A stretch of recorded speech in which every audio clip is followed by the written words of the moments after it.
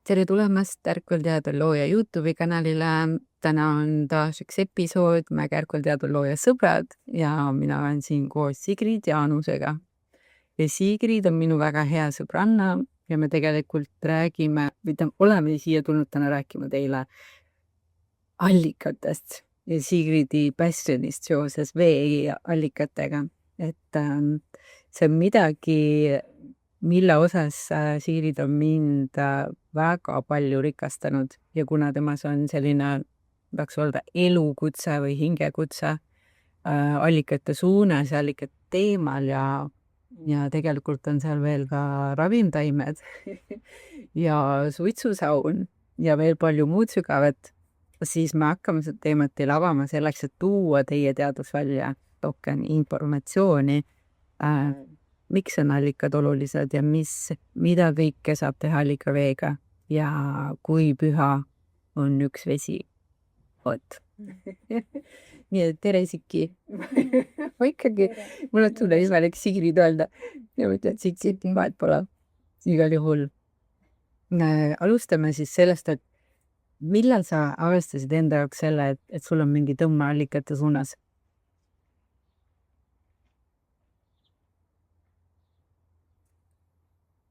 Äkki mingi 7-8 aastat tagasi. Umbes nii. Korra. Tead, ma ei mäletagi sellist alguspunkti otseselt, millal see algas. Aga tean kindlalt, et see muudkui süveneb. Aga kuidas ta alguse sai? See võis olla seotud sellega, kui ma Võrumaale kolisin ära ja seal oli salvpaev, mille vee kvaliteedis ma ei olnud kindel. Ja siis hakkasin allikalt omale vett tooma. See ilmselt sai alguses niimoodi, me tundub. Okei, ma igaks juhus kordan selle üle, sest et meil oli siin taustal üks heli, ehk et see oli algus sai sellest, et sa kahtlesid oma kaevuvee kvaliteedi, siis otsustasid minna allikalt vett tooma joogiveeks. Just. Igal juhul, kas sa oled täheldanud, et need allikaveed mõjuvad kuidagi sulle teistmoodi kui võib-olla kraanivesi või mõni muu vesi? Muidugi. Ja. Ja mis tunne see on, kui sa jood allikavett või tarvitad allikavett? See minu jaoks isiklikult on see väga-väga suur vahe. Sest kui ma joon allikavett, siis ta on elus, ta on puhas, ta on jahe, ta tekitab mingi sellise tunde, et kui ma joon seda vett, siis käib see mingi selline nagu hääl ja tunne ja nagu vabanemine või. Et kraanivesi on minu jaoks natukene, ta ei ole nii elus ja pikki aastaid tagasi juba ma tegin enda jaoks otsust, kui vähegi võimalik, siis ma joon ainult allikavett ja kui juhtub, et mul ei ole allikavett ja on vaja kraanivett juua, olgu, kuid see vahe üha suurem, nagu üha rohkem märgatab. Maitse täiesti juba kindlasti ju. Ja minu jaoks on see väga suur vahe. Lisaks üks asi kindlasti, mis ma märkan ka enda puhul on see, et kui ma joon allikavett, ma olen palju rohkem kuidagi kohal või endas. Ma kuulen oma mõtteid paremini. Mul on hea tunne, sest ma tean, et mu rakkudes on elus vesi. Et ja. Aga mis sa arvad, mis seda nagu vahet siis tegelikult tekitab, et kui nagu ütleme inimesele, kes ei ole veel sellest teemast niivõrd süvenenud, et kraanivesi versus allikavesi, et mis seda nagu erinevust tekitab, vee erinevust?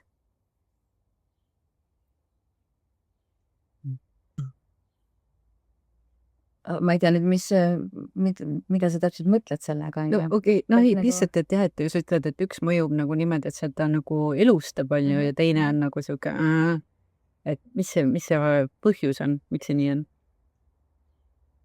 Sest üks vesi on pikalt seisnud kas anumates, mahutites, torustikus.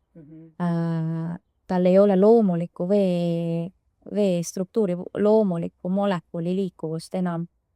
Et versus allikavesi, mis on puhtas voolus kogu aeg. Lisaks see koht, see allika võtmise koht üldjuhul tavaliselt on väga ilusas vaikuses, looduses, natuke nagu selline pühalik koht. Ja juba see tunne, kui ma olen allikale läinud ja ise selle vee endale toonud versus teen kraani lahti. Nagu juba see tunne on nagu erinev. Okei, see on nagu siis selline mõnes mõttes juba rituaal, see vee toomine ise on. Igal juhul on ja kui ma lähen allikale, siis tegelikult sõltub allikatest ka. Näiteks kui ma oma koduallikal Hinni kanjonis Võrumaal käin, siis ühest punktist edasi astudes hakkab mul allikalaul alati. Allikale. Ja siis ma vaikselt, ma juba lähen mõtetes või sosinal laulan seda laulu. Ja mitte mõtetes, tegelikult ma ikka täitsa laulan siin. Ja siis ma jõuan allikale, panen oma kanistrid kuhugi maha ja kõigepealt ma lähen ise allikaga ühenduma, enne kui ma vett üldse võtan. Ehk siis ma tervitan. Tavaliselt võtan peoga joon 3 korda, tõmban näo üle ja siis on juba selline kergem, värskem kohalolu tunne, justkui nagu peseks midagi maha, mis jäi selja taha. Ja enne kui ma võtan allikalt vett, siis ma kingin talle midagi. Tavaliselt mul on kaasas kas hõbemünt ja nuga, taskunuga, millega ma kraabin allikale selle mündi küljest. Mul on oma allikal käimise münt. Või siis teine variant on sellised hõbetuulid, ma võib-olla näitan ka siia natukene, täiesti puhtast hõbedast kuulid. Ja võtan ühe kuulikese pihku.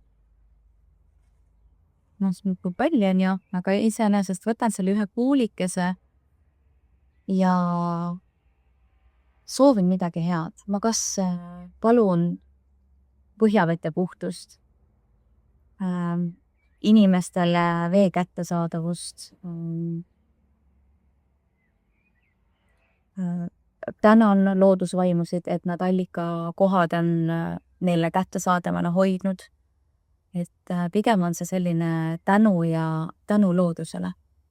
Ja siis kuidas kunagi, kas ma panen selle hõbeda kuulikese siis kuskile täpselt sellesse õigesse kohta allikavette, kuhu läheb, või panen suhu. Ja kui mul on tunne lugeda, et mingi pikem palve näiteks, siis ma panen selle hõbeda, aga see on, mina teen niimoodi, kes kuidas allital teeb, et mul on oma rituaal. Võib-olla inspireerib kedagi teist ka.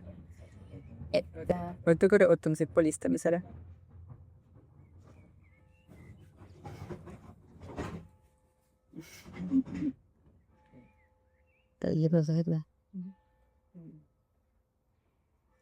Et sinul on oma rituaal, et sa paned selle suhu inimesed asja? Jaa, et minul on selline, selle kuulikesega ma teen niimoodi, et kui mul on tunne lugeda üks palve,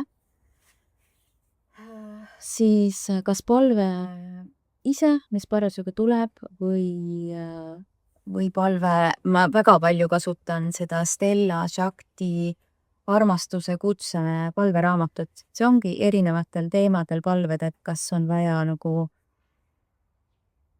puhtus, peegeldused, uue ajaline valimine või rahu loomine, 1000 tänu, oma väes elamine, sellised erinevad temaatilised palved.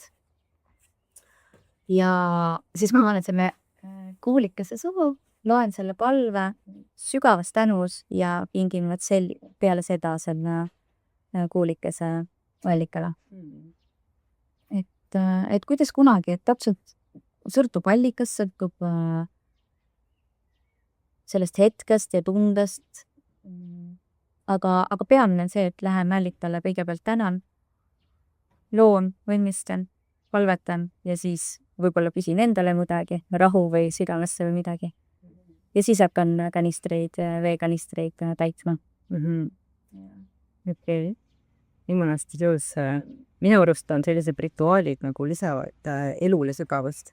Ehk et üks variant A on see, et sa kolistad ennast sinna, võtad oma kanistrid vett täis ja lähed minema, onju.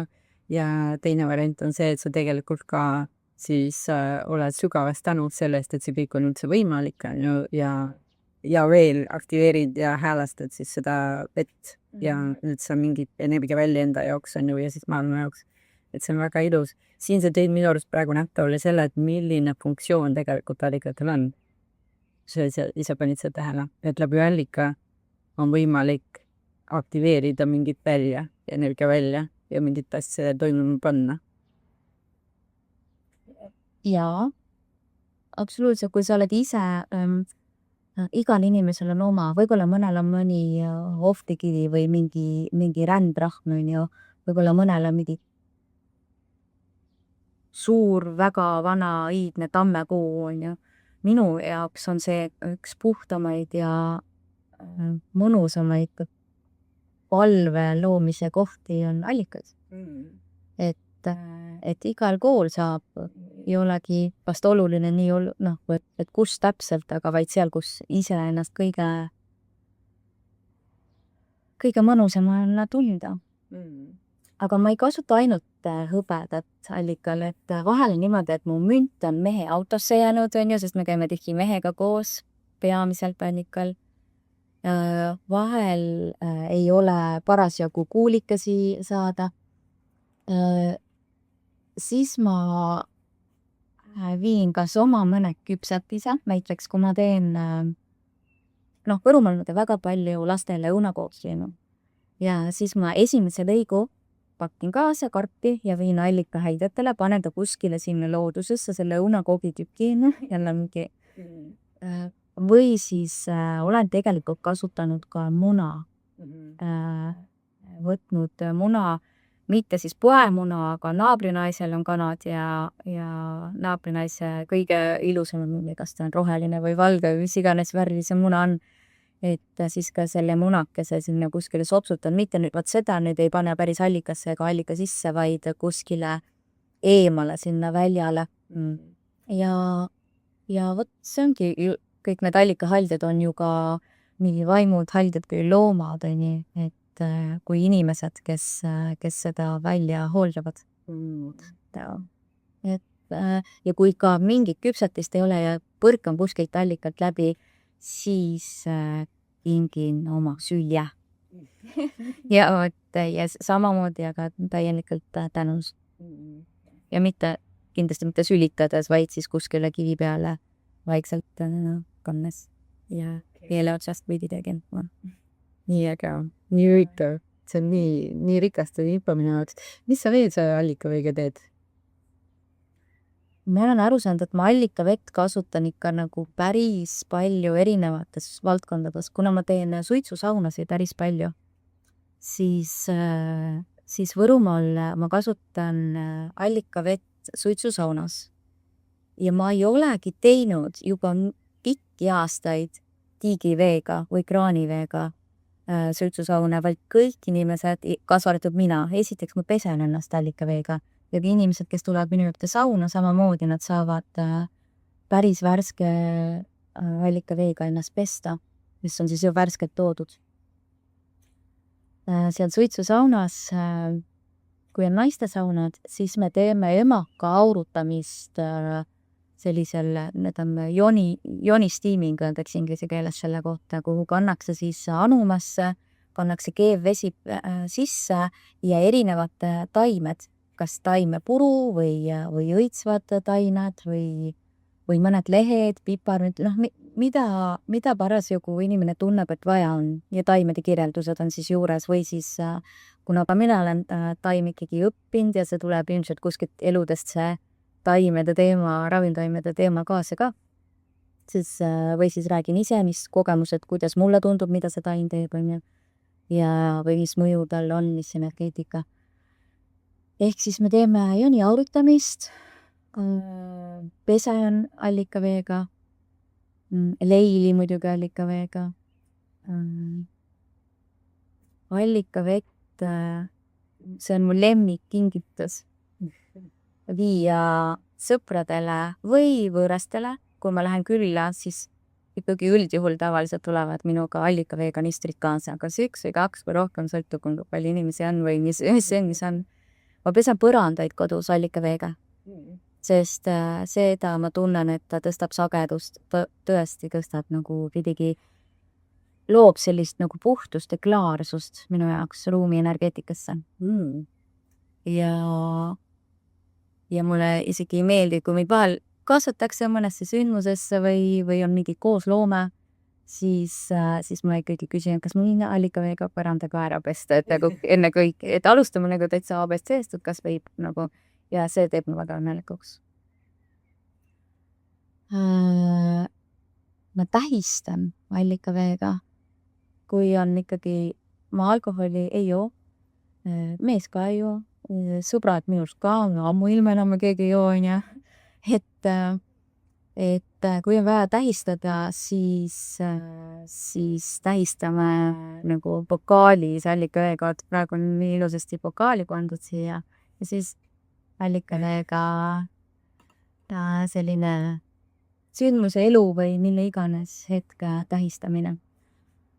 Ja lisaks ma kannan veel allikat ka kaelas tegelikult, et kui on mingit, näiteks hetkel kaelas on mul suvise pööripäeva vesi. Pööripäev oli 5:14 hommikul, onju. Ma juhtusin parasjagu olema Saaremaal see hetk.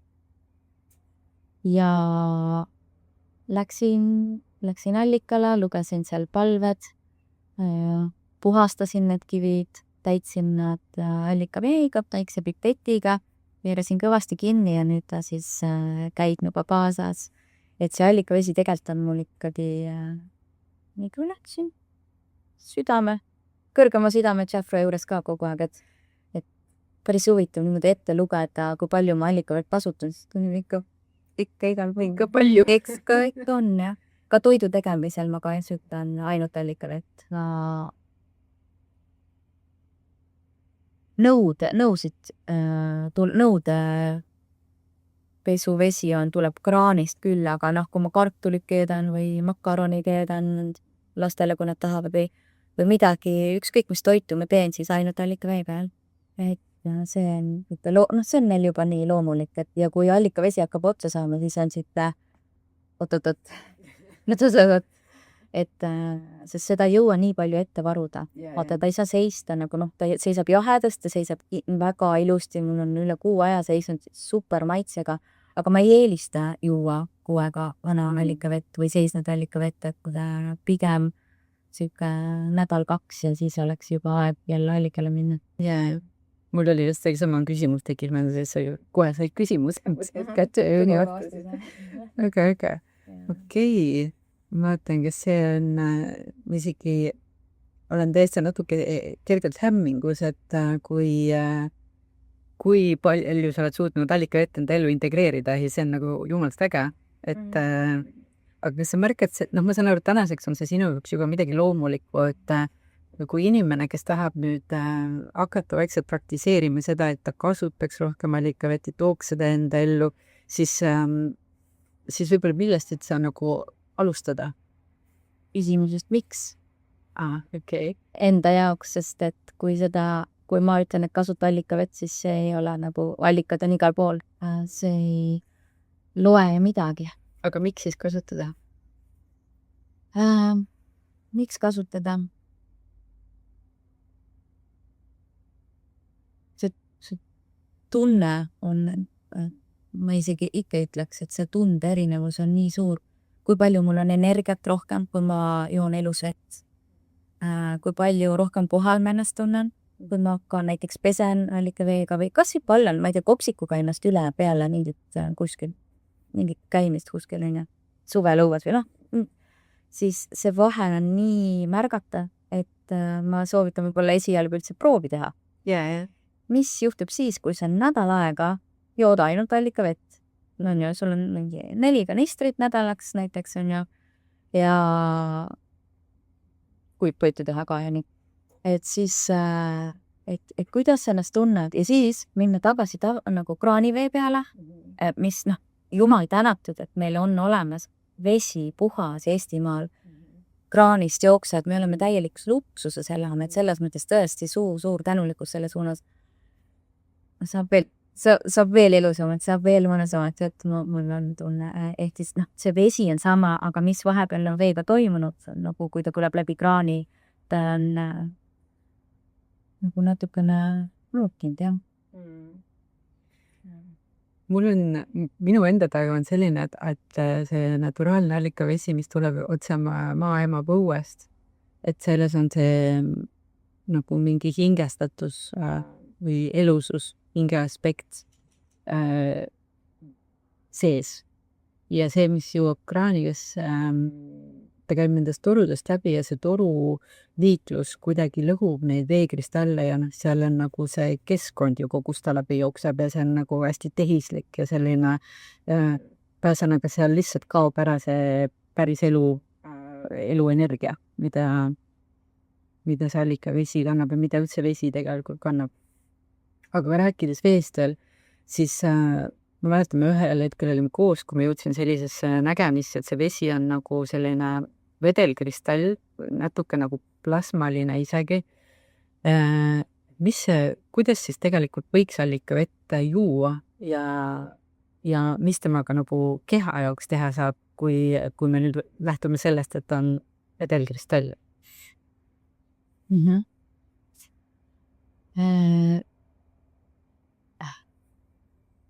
Kuidas teda juua?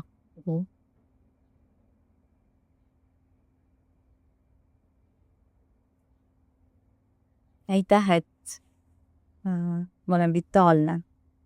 Aitäh, et meil on jõudu. Aitäh, et meil on energiat. Aitäh, et sa voolad alati vabalt. Aitäh, et ma olen voolus, aitäh, et ma olen kohal ja suur tänu.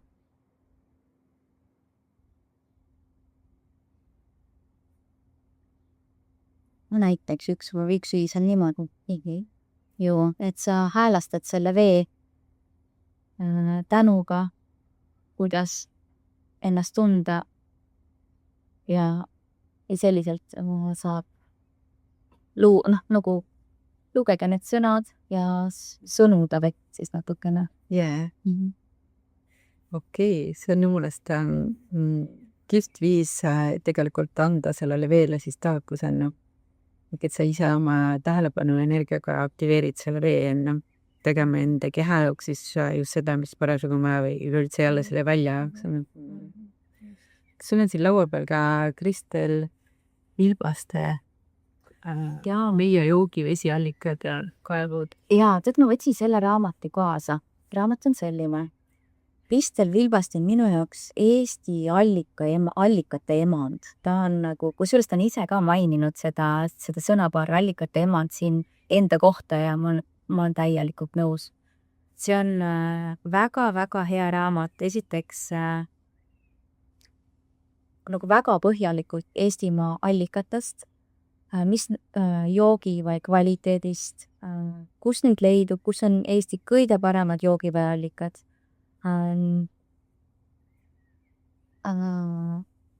Erinevad kokkuvõtted, mis on toimunud allikatega, näiteks Lõuna-Eestis kasutatakse sõna läkka, mis Põhja-Eestis on allikad ja sealt allikas ja Saaremaal oli mul praegu ei tule võiks on ju, aga et väga palju head infot allikate kohta ja ka näiteks erinevate allikate kohta spetsiifiliselt, et näiteks Merione, Hinikanjon, siis on olemas siniallikaid erinevaid Eestimaal on ju palju. Et ma väga soovitan, võtsin selle raamatu kaasa, et keda huvitab allika teema rohkem. Ma ei ole Kristeliga kohtunud ise niimoodi allikate teemal. Ma tegelikult, see on mu väike unistus, et allikaemandaga minna allikale, see suur au nagu, et tema jälgida, kuidas tema allikatega suhtleb ja mis ta seal teeb. Aga tema teadmised on ikka, mul on väga palju temalt õppida. Et selles mõttes ma väga soovitan neid 2 raamatut. Ja siin on, vaatan, et siin üks karbik on veel, et tegelikult see on allikakristall, mis mul on kaelas, mis on siis mäekristalli sees allikavesi. Aga tegelikult on mul, kui ta kunagi läbi tuli väga sügavas meditatsioonis, ma tegelikult see oli Katrin Luubi meditatsiooni ajal pikki aastaid tagasi, olin Võrumaal sõbranna juures, kuulasime koos ja järsku ma nägin, et südamekristall on nagunii, ma olen kuidagi saanud kunagi sõnumi, et kinkida inimestele roosasi kvartsa. Ja see käis ja siis ma mingi aeg kinkisin ja siis ta nagu kuidagi nagu vajus ära. Vaba allikavett, seda ma kingin kogu aeg ja siis ma nagu ühendasin, et roosa kvarts ja allikavesi siin sees. Et see on, kuna ta tuli meditatsioonis just selliselt läbi, siis ma tegelikult ise kõige enam kasutangi seda roosat kvartsi oma kaelas. Täna ma panin allikakristallid, oli lihtsalt tubna, tuli selline ja ma tean, et inimesed, kellele väga on meeldinud need kristallid, nad saavad, kes tunnevad oma kristalli ära, siis kirjutavad mulle ja neil ei ole isegi tegelikult hinda ega niimoodi, sest mulle nagu, ma ei tea, see hinnad on alati südametunnetuse järgi üldjuhul, et sest kõige olulisem minu jaoks on see, et see allikas ja see roosa kvarts ja need koos, et on selle üldse endale valinud. Ja mulle väga-väga meeldib see. Võib-olla talle kunagi tuleb, aga ma olen küsinud ja mediteerinud ja et mis see hind on, et see ei ole nuistusega välja mõelda. Ja siis ta lihtsalt nüüd ongi annetuspõhine. Annetuspõhine, jah. Hästi öeldud. Just. Väga ilus. Niimoodi ma nende kristallikestega toimetan siis. Okei. Ja. Seoses selle kõigega on sul tegelikult maandunud ka üks selline soov inimesed kokku kutsuda üheks 2-3 päevaks enda sinna Võrumaa hingepoju. Et kas sa jaga natuke seda ka? Mingi aeg tagasi hakkasin ma ise tundma, et tegelikult ma kunagi olin seotud Võlukooliga ja soovisin lastele anda edasi võimalust käia allikatel ja istuda lõkke ääres, lõkke ümber ja kuidagi elemente õppida, et elemendid on ikkagi selline ABC, mis võiks tulla maast madalast ja sellepärast, et oma pojale seda Võlukooli, et neid teadmisi edasi anda, ma mõtlesin, et seda võiks teha niimoodi mõnusalt mänguliselt ja lõin Võlukooli. Läksin sõbranna juurde, kuule, teen Võlukooli. Kohta ja saa annad lapsega, nii tore oli see Võlukool ja me saime lastele anda edasi. Aga ei jõudnud, ta jäi nagu selles mõttes vanalinna põhiseks, Tallinna vanalinna põhiseks ja ma tundsin, et mul on vaja ikkagi naisi ja lapsi hakata viima allikale. Miski pärast selline tunne, et lähme koondume, võib-olla see tuleb kuskilt mingitest eelnevatest eludest või kuidagi nagu et lapsele anda edasi seda, et muidu üldse allikate tean. Richard, minu poja, tema käib mu kogu aeg allikatega, sest terve lapsepõlve, tema jaoks on juba selge, allikad on nagu sealt saab ette ja tema kogu aeg kuuleb, kuidas me seal laulan ja nii. Ja siis ma kohtusin ühe naisega, tema on üks kanaldaja, kes ei tea tegelikult minust eriti mitte midagi. Ja see võib-olla kõlab nüüd natuke naljakalt, on ju, sest mina mõtlesin, oho, aga kuna ta ei teadnud tast midagi, siis ta ütles, et me läksime ühe väga vana mahajäetud allika juurde, mis oli juba vetikaid täis ja nii. Ja ta ütles, et sa oled allikaprintsess ja sinu töö on inimesi viia allikateni. Allikad ootavad käi palun, hakka rohkem allikate juures käima, mitte ainult ühe koduallika juures ja võta lapsed ja naised kaasa. Ja siis ma mõtlesin, no joh, kuidas ta teha või nagu see oleks küll tore teha või noh, on ju. Ja siis ma seedisin seda ja sain aru, et jaa, et ilmselt seal midagi on. Ja kuidagi üks hetk tuli koht, et nüüd on aeg koondada naised ja hakata koos allikatel käima. Hetkel Lõuna-Prantsusmaal elab Anaya Sofia, Alicia Pistis Sofia on tema uus nimi nüüd. Ja temalt on väga palju mul olnud õppida. Tema nagu transmissioonid, kanaldused ja kogu vette info, üldse ta haldab väga paljusid teemasid. Ja tal tuleb uus allikavette, maailmavette kanaldus, mida praeguses muutuvas ajas veed räägivad. Ja ma mõtlesin, minul ei olnud üldse kahtlus, et okei, nii, on uus ja seega on selline terve päev kestev veebi õpituba ja kanaldused ja pausid ja töötuba ja nagu allikate õppe põhimõtteliselt, veete õppe. Ja siis ma mõtlesin, tore oleks, et tegelikult seda teha koos õdedega, naistega, et mis ma siin üksi seda allikasse ajame kõik koos, või kuidagi äkki huvitab kedagi veel see elus vesi ja allikatega kogukonna või siis kodulähedate veekogudega tööd teha. Mitte ei pea ainult allikad olema lähtad, võib olla ju oja, tiik, jõgi, meri, mis iganes veekogu.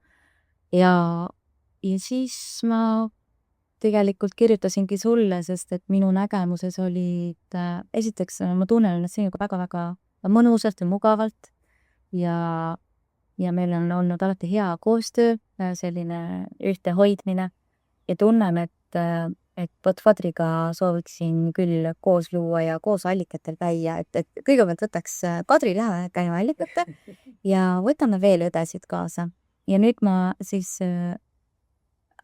meie lõimegi sellise sündmuse, mis tuleb 23. juuli kuni 25. juuli Võrumaal, minu Võrumaa maakodus, hingekodus, kus siis toimub esmalt koondumine, miks me üldse kokku tulime, siis tuleb sinise lootuse tseremoonia, sinu valguskeele kanaldused ja häälestused, järgmine päev ja siis õhtul läheme allikavee suitsusauna, ehk siis me hakkame valmistuma allikale minekuks, kuid enne me allikaga puhastame ennast täielikult ära. Kasutame allikavett muidugi toiduks ja kõigeks ja järgmine päev on siis õhtuni, varaõhtuni kestev Anaya Sofia veebikoolitus ja vot peale seda 3. päev me siis läheme allikale ja siis me lähme niimoodi, et kuhugi jõuda peab ka natukene midagi andma, ehk siis see on selline 4,5 kilomeetrine matk allikani läbi puutumata looduse imeilusas kohas Nerione allikakoobas, see on selline liivapall, et ta natuke meenutab isegi taevaskoda, aga ta on väiksem, aga ta on oluliselt vähem käidavam, sest sinna peab ikkagi matkama, et sinna jõuda. Ja seal me hakkame siis tegema tööd nende õdedega, kes tunnevad ära selle allika kutse, hakkame tegema tööd Eesti vetega ja põhjaveega ja põnistan iseendid eelkõige ja toimetame seal allikal just selliselt, nagu parasjagu Pelu näitab. Ja selle allikal siis, kui me sinna Merione allikale lähme, siis seal me rakendame juba neid oskusi ja teadmisi, mis tulid läbi selle kanaldusel siis teisel päeval enne. Läbi esimese päeva kanalduste, läbi allikaveega ühendumise suitsusaunis, läbi veebi õpitoa ja ka mina loomulikult jagan nii palju, kui tuleb allika kohta parasjagu läbi, et et kõik need allikaõpped ja teadmised ja kuidas seal käituda, mida teha ja mis on võimalik ja mida allikad praegu vajavad, mida meie vajame. Me läheme ühesõnaga kuulame vett, mida vesi räägib, et see sõnum edasi kanda maailma. Väga äge, väga ilus, pühendunud ja selline sügav teekond, mulle tundub. Minu enda jaoks, ma tunnen, et see saab olema päris transformeeriv ja avardav nii meie endi loojate jaoks kui ka kõik osalejate jaoks, et igal juhul, armas naine, kui sa tundsid ära selle kutse nüüd, siis me tegelikult ka siiralt kutsume, ootame avatud südamega teid siis 23. sinna Võrumaale ja me paneme kogu selle ürituse informatsioonid siia video alla. Ning kas sa tunned, et lõpetuseks sa soovid veel midagi selle teema kokkutõmbamiseks öelda? Isegi siis, kui te sellele sündmusele ei tule? Et mida oleks veel hea siia niimoodi kirsiks tordile panna? Selle kirsiks tordile hoopis ma paneksin seemnekese siia väljale. Ja see seemnek on see, et mul on tegelikult üks unistus. Ja see on, antud hetkel me teeme seda natuke nagu retriidi või laagri või sellises vormis. Aga mu unistus on koondada õed ja käia üle Eesti ja üle Euroopa, miks mitte ka kaugemal, erinevatel allikatel. Et on nagu selline mõnus õdede ring, kes on ühenduses allikatega. Ja teine väike unistus on see, et on siis minul ikkagi võimalik oma mehe või pere, kui lapsed soovivad kaasa tulla mööda maailmatäie erinevatel allikatel. Ja võtta need veed, kas või tilga kaupa ja koondada need, et mul on oma, kuidas see on siis mitte raamatukogu, aga nagu koodide kogu, ma tahaks öelda. Ja oma koodide kogu maailma vetest. Ja see mulle ka väga-väga meeldiks. Ilus. Väike tuleb siin juurde. Olgu saidis. Ja sellised võib-olla väikesed unistamised siia lõppu, kuidas mulle väga meeldiks edaspidi veel elada. Igal juhul aitäh, kui sa oled endiselt siin ja vaatasid selle lõpuni, siis aitäh selle pühendumise eest, et sa võtsid selle aja ja lubasid ennast Sigridil rikastada oma teadmistega seoses vete ja allikatega, et minu jaoks oli see küll väga rikastav ja väärtust loov. Nii et suur tänu sulle ja kohtume juba järgmistes videodes. Aitäh!